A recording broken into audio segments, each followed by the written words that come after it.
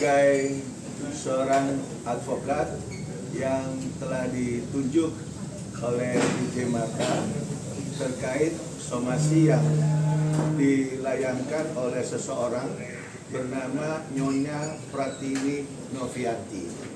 Di sini Nyonya Novi itu menunjuk kuasa hukum dari kantor hukum Nyoman Ray and Partner, di mana klien saya ini DJ Marta mendapatkan somasi yang dikatakan bahwa DJ Marta itu dengan sengaja maupun tanpa dasar menyebarluaskan informasi yang tidak benar. Dan yang kedua, bahwa klien saya DJ Marta itu memberikan informasi atau menyebar informasi yang mengandung institusi negatif serta tuduhan yang tidak berdasar. Dan yang ketiga, bahwa akibat daripada penyebarluasan itu yang katanya tidak benar, si kliennya daripada Nyoman Ray ini mengalami suatu kerugian baik materi berupa pekerjaan maupun usahanya. Dan itu terjadi pada saat adanya YouTube tayangan di Ray-Ban pada tanggal 9 Februari 2025 yang judulnya DJ Marta ngaku disuruh bohong soal NP minta maaf ke Heri Kunchoro. Nah, inilah somasi yang diterima sama klien saya DJ Marta. Sementara terkait masalah YouTube yang ada di Ray-Ban itu kan berupa semacam klarifikasi daripada klien saya yang merasa dirinya tidak tenang, tidak nyaman. Ada berita sebelumnya DJ Marta dalam keadaan tekanan, dalam keadaan yang memang pada saat itu dia gamang untuk disuruh melakukan sesuatu hal oleh seseorang ya yang tidak disebut nama pada saat itu untuk melakukan satu kebohongan di depan publik. Nah, akibat daripada pernyataan kebohongan yang dilakukan oleh klien saya itu ada dampak psikis, ada dampak psikolog, ada dampak job-jobnya sepi. Nah, tiba-tiba ada satu kesadaran daripada klien saya untuk mengungkapkan satu kebenaran yang ditayangkan di YouTube Ray-Ban tadi.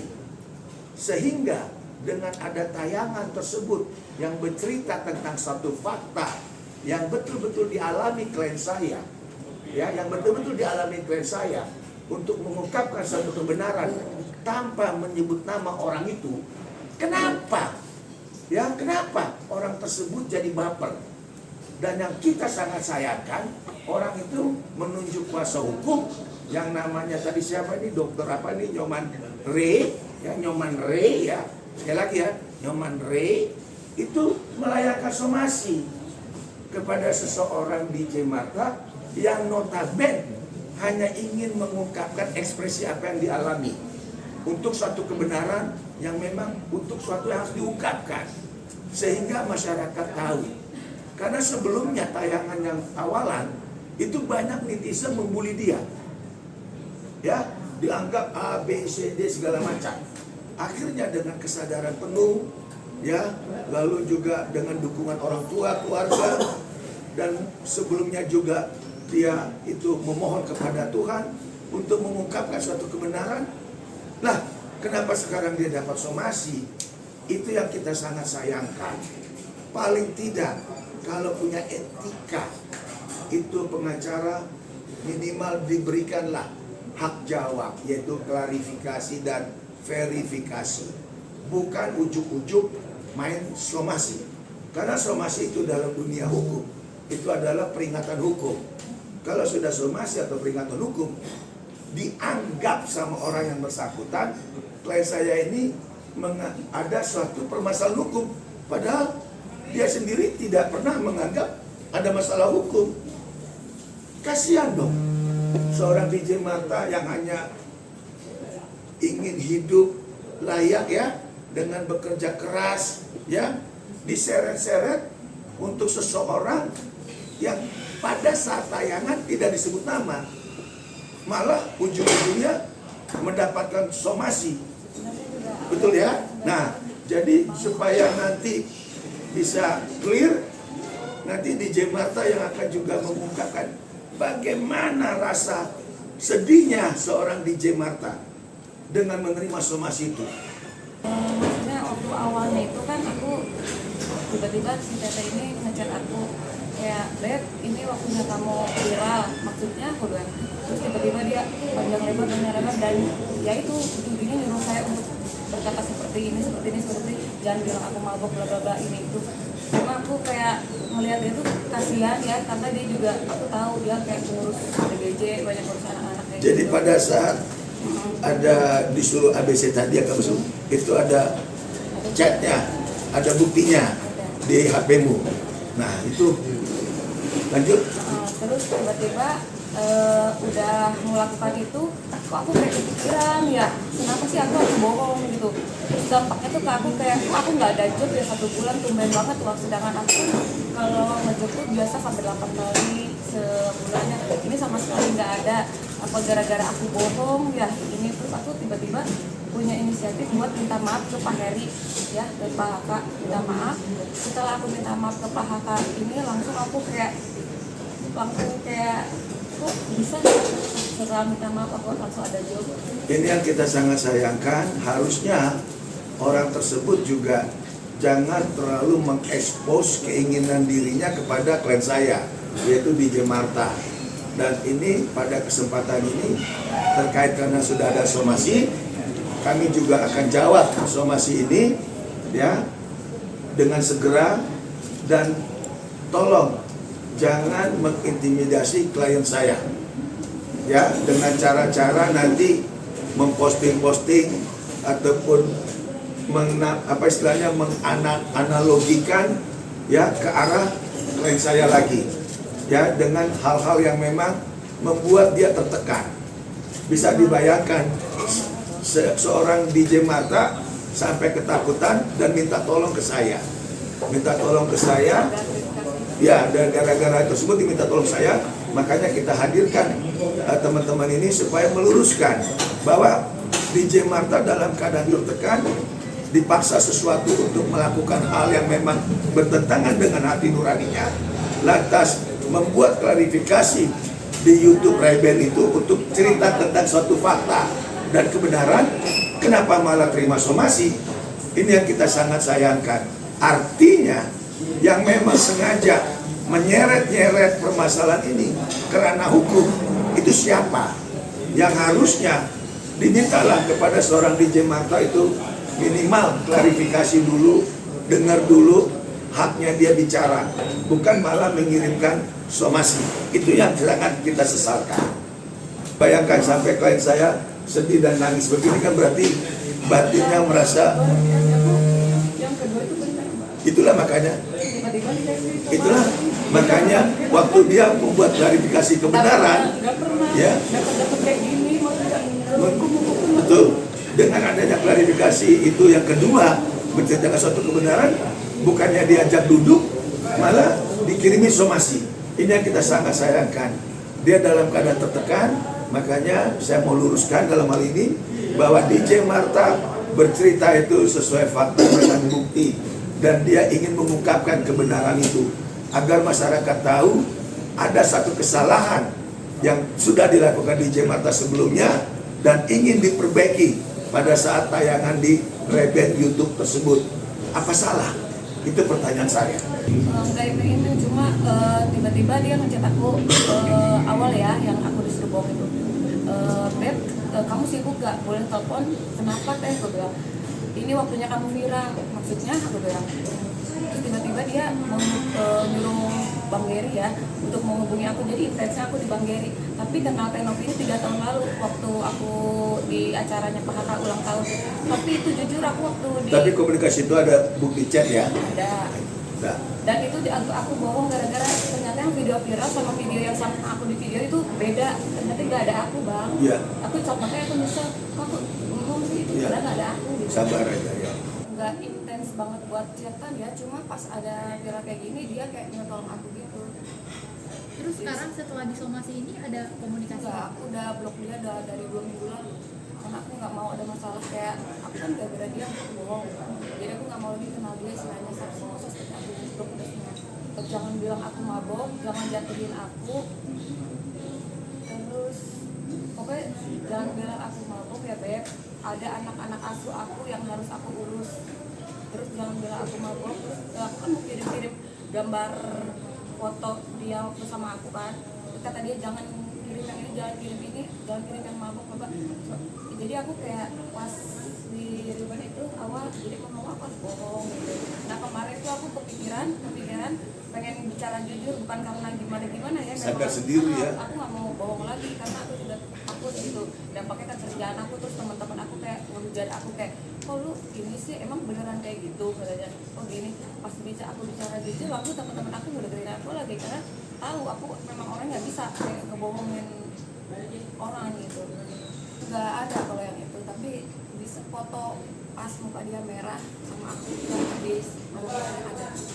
Kau pernah lihat di atas bareng? Memang pernah bareng, minum bareng. Kita cheers-cheersan kok minum. Aku setelah di intens ya itu ya, awal di Zoom aku wawancara. Tiba-tiba dia suruh Kak Gary ini ngasih uang ke aku. Terus Kak Gary tiba-tiba chat aku, ini ada uang titipan dari Teteh. Ini buat apa? Gue bilang, buat jajan gitu. Dia ngasih sejumlah 3 juta rupiah. Tapi itu aku nggak minta, dia yang ngasih. Aku terima, karena buat jajan katanya. Enggak pernah aku Kesadaran diri sendiri. Aku pengen, aku menghubungi Bang Pablo. Bang, aku minta maaf ya masalah yang kemarin, karena kan awalnya kan aku di ribbon kan yang dari Bang Pablo itu kan. Terus aku, Bang boleh nggak aku minta maaf gitu kan. Terus kata dia nggak apa-apa Marta. Terus Bang aku pengen klarifikasi, apa sih yang pengen klarifikasi. Setelah klarifikasi malah Jadi ya, malah terima somasi ya. Iya, jadi aku yang kaget. Ada kamu minta tolong ya. Aku minta tolong ke Bang Pablo, Bang tolongin aku, soalnya kan aku nggak tahu Nggak masalah ngerti hukum. Ya. Langkah somasi otomatis saya akan jawab somasinya daripada pihak sana, karena ini jelas salah alamat. Karena kenapa orang mau mengungkapkan satu kebenaran di publik, di masyarakat, bukannya mendapatkan hal positif, malah ditekan melalui somasi. Nah, somasinya sudah kita terima dan kita pelajari, dan dalam waktu singkat akan kami balas. Isi yang saya bilang tadi, bahwa di sini sudah secara tendensius klien saya ini dibilang melakukan suatu kebohongan publik. Ya, bagaimana dibilang kebohongan publik kalau dia sendiri yang mengalami? Orang yang mengalami sendiri bercerita, malah di sana dibilang kebohongan publik, dibilang menyebarkan hoak. Kalau menyebarkan hoak, orang ini tidak kenal sama orang tersebut dan orang ini tidak pernah mengalami suatu peristiwa bersama pada saat itu. Itu boleh hoak. Ini tidak, dia alami sendiri. Masa orang ini yang mengalami kita mau bercerita, masa dibilang hoak? Ini kan aneh. Jadi sampai saat ini yang saya dengar dari klien saya ini, dengan keadaan dapat somasi, itu lihat aja sekarang kamu, dia nangis, dia takut. Bahkan untuk mengadakan press conference ini, kita sudah komunikasi dari hari Jumat minggu lalu ya. Itu dia masih mikir berkali-kali. Akhirnya karena saya bilang kamu harus ungkapkan kebenaran itu. Karena dengan ada kebenaran, saya yakin kita nanti Tuhan akan melindungi kamu. Kita jangan percaya manusia, tapi kita percaya kepada Tuhan. Saya ngomong begitu. Video mabok, terus video screenshotan aku cetak sama dia dari asal Rezen. Oh ada. Ada. Video mabok itu ada. Di video nggak ada foto yang muka dia mabok yang dia suruh jangan di share. Berapa kali? Yang dimana dia bareng? Sekali, cuma kita di gereja tuh banyak minuman karena ulang tahun Pak Haka. Kapan tuh? Pas ulang tahunnya Pak Haka. Ulang tahun Pak Haka. Aku nggak ingat kapan, cuma pas ulang tahun Pak Haka.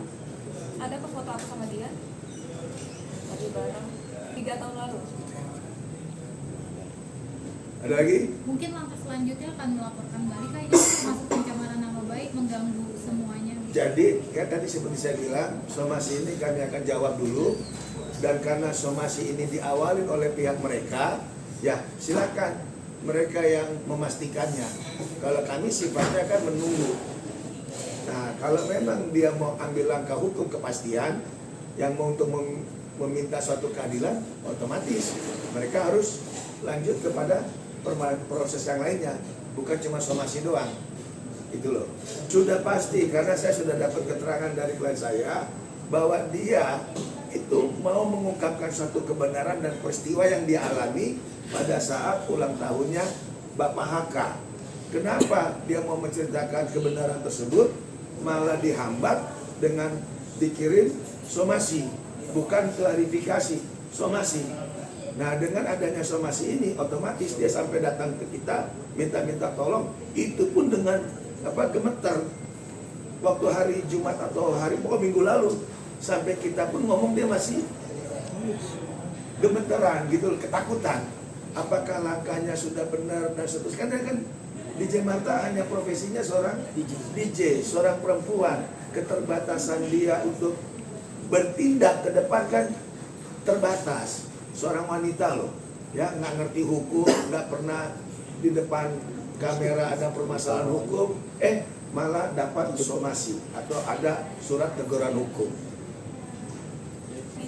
Enggak si Novi itu. Aku nggak tahu deh. Dia sebagai angkat, soalnya tiba-tiba dia ada di sana sama temannya bertiga. Akhirnya bisa minum bareng tuh gimana Iya, ceritanya semua awalnya? dikenalin sama HK tuh. Iya, sama Pak Haka itu MP katanya. Terus aku duduk bareng di situ. Emang Thailand duduknya di situ. Dia Dia sendiri. bertiga sama cowok satu. Sama Kalau ini kan DJ Mata resmi, ya resmi dia bekerja sebagai profesinya DJ. Ya kalau NP datang ke sana kaitan apa ya, otomatis dia nggak tahu dong. Itu loh, itu aja. Enggak, tapi kan pada saat kejadian itu besoknya nggak ketemu lagi sama enggak, cuma kontekan aja by WA. Oh langsung pada saat itu Dia tuh malam itu ngechat aku kan minta nomor sampai yang nge-save nomornya tuh temanku ada bilang sama aku kan dia nggak pernah minum, jadi dia inget gitu. Aku kok yang nge-save nomornya Kak, tanya, soalnya dia bilang aku mabuk save nomornya Marta dong. berarti pas ketemu hanya sekali sama NP. Sekali. Komunikasi terakhir itu pas yang baru Iya, lagi. iya pas disuruh. Kak Marta mungkin secara psikis kan ini baru mengalami hukum pertama kali ya. Secara psikis sebenarnya sih ada rasa takut. Takut lah. Banget. Karena aku jujur aku nggak pernah bermasalah sama siapapun. Boleh tanya sama semua teman aku nggak pernah bermasalah sama siapapun. Apalagi dapat surat somasi kayak gini, aku belum pernah, makanya aku Bang Togar, tolong dong aku gitu. Ya, kasihan. Mungkin kan setelah berhubungan dengan komunikasi dengan Penovi, selanjutnya ini ada ini nggak sih ancaman gitu mungkin dari pihak luar atau seperti apa Kak? WhatsApp atau sosmed gitu Kak ancamannya. Nggak tahu deh, soalnya aku dengar dari teman-teman ya yang itu bikin status aku dibilang sakit jiwa lah apalah, terus tiba-tiba aku maksudnya dibilang ada pemain bayaran. Nah jujur aku di sini nggak ada yang bayar. Siapa yang bayar saya? Justru saya yang tertekan. Kenapa saya disomasi? Siapa yang bayar saya? Saya kalau saya dibayar mah saya udah dari kemarin mau kalau dipreskon kan enggak. Itu yang tadi kan saya bilang minggu lalu dia itu gemeter sekali, bahkan untuk mengadakan press conference ini takut. Lihat teman-teman wartawan dia takut gitu loh. Apalagi ini kan nggak main-main ya, peringatan hukum ya. Nah dari seseorang yang memang mau selalu tampil di masyarakat seolah-olah manusia yang memang super baik gitu loh, yang suka nolong, ODGJ lah ini segala macam. Otomatis kan ini tekanannya luar biasa. Ada tekanan dari si pihak orang itu, ada tekanan dari lawyernya berupa somasi, ada tekanan dari netizennya, booster-boosternya atau apalah. Kenamanya juga dunia maya toh, betul enggak? Nah, sosok itu sudah diputuskan orang paling berjasa. Ini kan repot kalau begitu caranya. Tidak ada yang namanya objektif. Nah, makanya begitu dia mau mencerita suatu kebenaran objektif, bukannya ada rasa apa-apa malah dikirim somasi. Nah, ini makanya tarik ulur kita ya. Tarik ulur, makanya hari ini kita firm, kita kuatkan. Insya Allah mudah-mudahan Tuhan memberkati. Ini adalah pintu awal kita untuk mengungkap satu kebenaran, ya kami maju gitu loh. Jadi apapun yang mau dilakukan oleh pihak sana, ya kami siap. Karena apa? Klien kami ini bercerita tentang kebenaran, bukan hoak, bukan kebohongan, bukan menista, bukan menghina orang lain. Sesungguhnya apa yang dialami ingin diceritakan gitu loh. Untuk suatu hal yang kebenaran. Kenapa harus ditekan melalui somasi? Itu yang kami sangat sayangkan.